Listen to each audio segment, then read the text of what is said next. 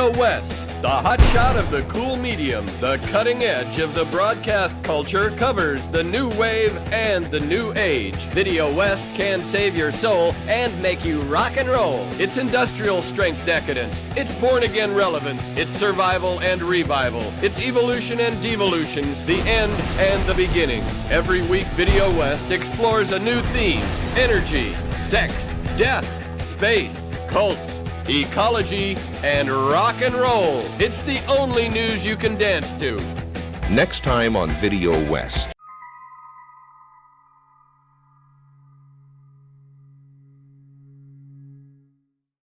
So you just said there was did you just say there was a Clinton connection? Yes, I'm getting to that. Okay. Now, this pig farm was much like Jeffrey Epstein's island in that it was a blackmail factory. So people would go to these events at this pig farm. They would have rock bands there. They would have, they had large buildings, barns where the bands would play, and some very nefarious things were going on. Young women were being ritually murdered, and the whole thing was being videotaped surreptitiously. So a lot of celebrities, politicians went to these events because it's a charity event, and they were compromised. And this was and the company, I believe, Jeff, Ryan, it was called Greek Life, and it was Greek Life Productions was the company that was doing the videoing. And all these politicians and various other people were being blackmailed or controlled by this video. Now, the man who started this company is a guy called Frank Guistra, Guistra. Frank Guistra, well, I'm getting there. Guistra is a multi-billionaire, and he made his money in nick minding, and his father did. Now, Guistra went on after this Greek Life film, which was taking the compromising videos, formed a bigger company called Lionsgate. Lionsgate Films, based in Vancouver, not far from the pig farm, is a company that's made a number of movies and the TV series The X-Files. Yeah. X-Files was filmed in Vancouver. So here's this mining multi-billionaire with this Lionsgate Films company. Now, he ended up being best friends with Bill Clinton. And he had a Trump-sized plane, has his own private plane. And after Clinton retired, he said, here's the keys, go wherever you want. The plane is yours, or, for you to use. That's where he went to Haiti. Yes, and the plane had a bed in it, of course, and the two of them chummed around. There are pictures on the internet of Guistra and Clinton in Haiti, and then the British Columbia government gave the Pickton pig farm a $10 million mortgage. Now, this pig farm was already mortgaged to the hilt, and they gave this $10 million mortgage to the pig farm to help cover legal costs. Now, our legal system is very similar to yours in that if you're accused of a crime, you don't have to pay for a lawyer. The government will pay for a lawyer to defend you. And there's no reason the government should have given them a $10 million mortgage on a property that cannot be, who's going to buy that property? Yeah. After what's gone on there. And there was no reason for that. And Linda Pickton was the third owner. So basically gave her $3.33 million. And it seems very, very strange that this pig farm is connected to Lionsgate Films. Lionsgate Films is owned by Frank Guistra. Frank Guistra is best friends with and has a foundation with Bill Clinton in Canada.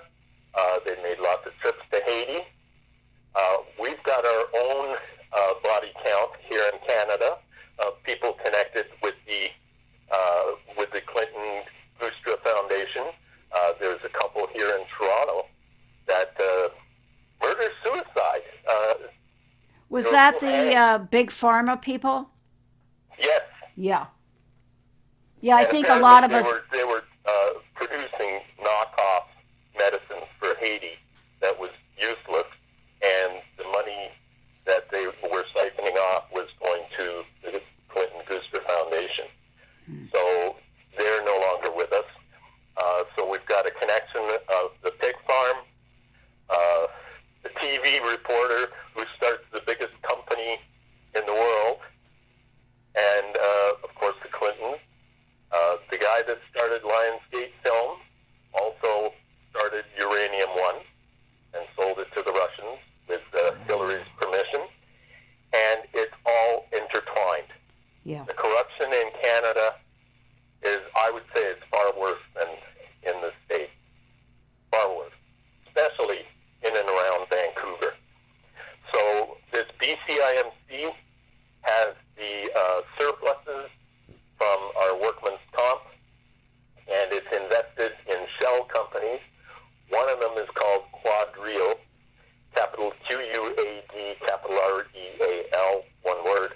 And Quadreal has the surpluses from British Columbia, Alberta, Ontario, and Quebec, and it is investing in real estate around the world.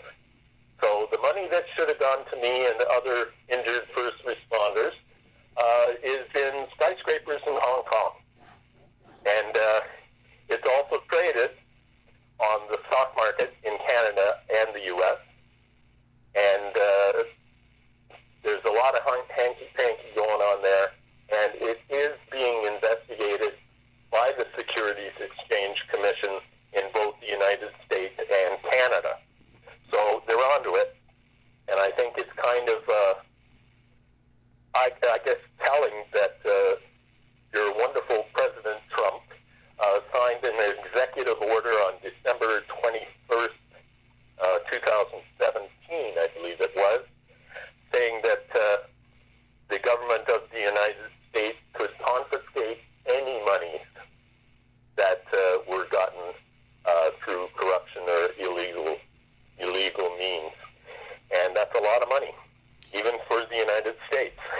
Yeah, and $1 billion. crimes against humanity are a big part of this too. Absolutely. Yeah. Absolutely. So it is all connected, and Canada and the U.S. are completely intertwined in this corruption. And I think people like the Clintons do business in Canada that they can't do in the States. Yeah.